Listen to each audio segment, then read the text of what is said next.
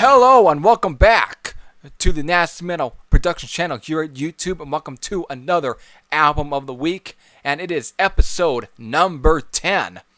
And yeah, 10 episodes already. But sadly for this 10th one is a tribute one. And that of course is to the late Warrel Dane, of course, who passed away on December 13th due to a myocardial infarction, which I had to look that up what it was, and it's basically a heart attack. Damn. Of course, he passed away at the age of 56, not 48, which was somehow something fucking sites like Metal Injection got wrong. Bunch of dumbasses. Who fucking gets this guy's age wrong? Anyways, yeah, in a way, it definitely kind of does hurt, because I do remember the first time I got introduced to this guy's music. It was back in 2009. It was to my cousin Sean, who of course had burned me a copy of his solo album that pretty much he had. I think it's right now his only solo album. Of course, titled Praises to the War Machine. And I remember definitely giving that one a listen, and it wasn't bad actually. It was pretty good. But it was also through the Brutal Legend game that was released that same year that introduced me to his first band, Sanctuary. And of course was with the song Battle Angels off the Refuge Denied album. And I was just like, wow, this is fucking killer. And of course I had to definitely check out this band's music. And surprisingly, it wouldn't be until last year before I actually can give this band's music more of a chance with purchasing both the Refuge Denied album and Into the Mirror Black. And I was just like, man, these albums are really good. Though, really, Refuge Denied was one that really clicked with me.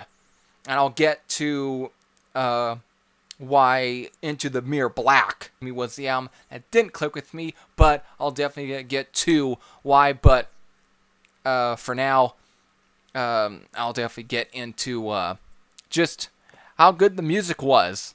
And of course I ended up reviewing a Refuge Denied for my US Power Metal Month back in April of 2016. But in a way it just seemed kind of because I was definitely introduced to this guy's music pretty somewhat early. And finding out about the news, it was just kind of crazy to me. It's like I knew the guy was having some health issues, but I didn't really expect this guy to actually passing away that this early, at least in this. It's like I would have probably expected maybe later or so, but damn. Either way, it's like this guy definitely had a lot of albums under his belt. Of course, formerly like Nevermore, and of course his solo album Praises to the War Machine, and then of course bringing Sanctuary back to release The Year the Sun Died, and then this year releasing an unreleased demo album titled Inception. And it just was pretty crazy. I still have yet to get Inception, but one of these days I'll definitely get that. So let's actually get into the album that I am spotlighting, and that's of course is Into the Mirror Black. And I just stated why this album never clicked with me, and it was only on the first listen, and it's that it wasn't nearly as much like Refuge Denied.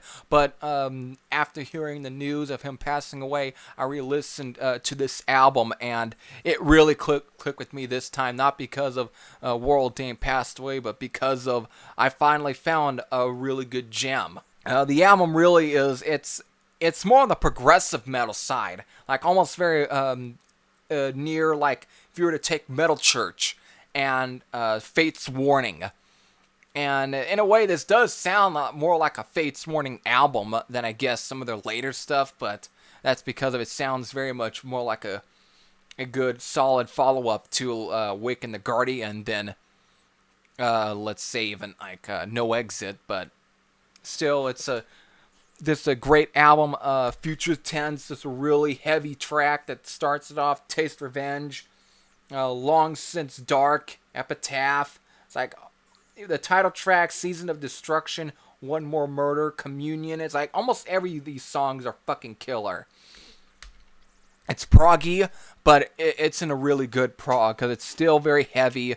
The only thing I've always seen people kind of dislike the album in some ways is probably because of Warrel Dane's vocals isn't as outrageous or over the top as it was on Refuge Denied, which it was I always heard that the reason for why was because of after the recording of Refuge Denied, he kind of hurt his vocal cords for it, and even though on this album he still is able to kind of hit some of those highs, those real crazy over the top falsettos and screams that he would definitely pull off on the Refuge Denied album, but it's definitely strained.